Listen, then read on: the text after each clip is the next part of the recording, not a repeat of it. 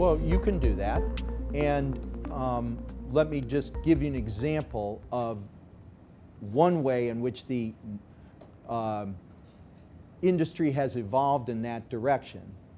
The single largest type of investment in the investment advisory accounts at my firm are ETFs. Okay, so not mutual funds, not stocks and bonds, ETFs. Why are they in there?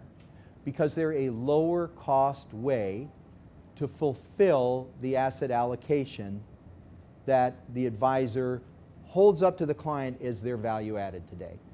Now, so that's just a step along the path towards what you're talking about, which is marrying potentially an even lower cost way to fulfill the investment advice portion of what an advisor offers to their client, then an advisory account with ETFs in it. So we go even one step down the value chain, the cost chain.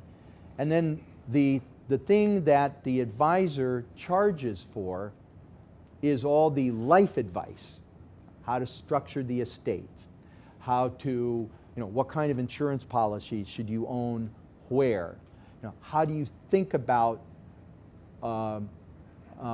liquidating various pots of money to be tax efficient in the withdrawal stage of your retirement. All of those things today are beyond the reach of, not much in the case of tax optimization of robo-advisors, but you could certainly see yourself heading in that direction. And in fact, that is what's going on. The investment piece of wealth management is becoming commoditized.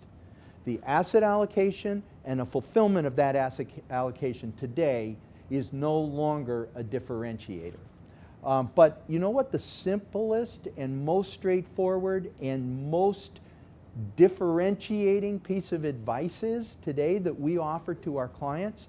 It's the relationship Ashvin and I have had for 40 years. I just talked to the manager of our Billings, Montana office, celebrating his 40th anniversary. He was sitting on the porch of his first client's house in Tucson, Arizona. Client walked in the door. They assigned it to the newbie, Bill Tierney. Go see Bill. 40 years later, the client bought their house, the retirement home in Tucson, Arizona, with the account that Bill had been managing for him for 40 years. And I thought, there is the value of the wealth management advisor model right there. It's that long-term, consistent, continuous relationship. And I go to parties and I sit down with our clients and they say, Ashvin, I don't know what I'd do without Ashvin. Takes care of everything for us. I trust him totally. I call those investor endorphins. Sleep at night. Don't worry. That is fundamentally our product. And how you get there, you have to price what you do reasonably, or your client will not trust you. You have to put together a program that performs consistent with the client's expectations, or they won't trust you. You have to communicate with them straightforwardly and honestly, and you have to provide consistent hand-holding over long periods of time. That's how you build that kind of trust. That is and always will be the key product of the advisor business. Now, everything else is going to get commoditized and the costs will get driven down. The average ratio of revenues to assets under management, the firm I run, is 60 basis points, 0.6%.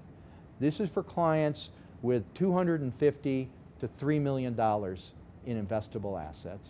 That number would have been 1.5% a decade ago and north of 2%, where it is today in Canada, by the way. The average expense ratio on a Canadian mutual fund is north of 2%.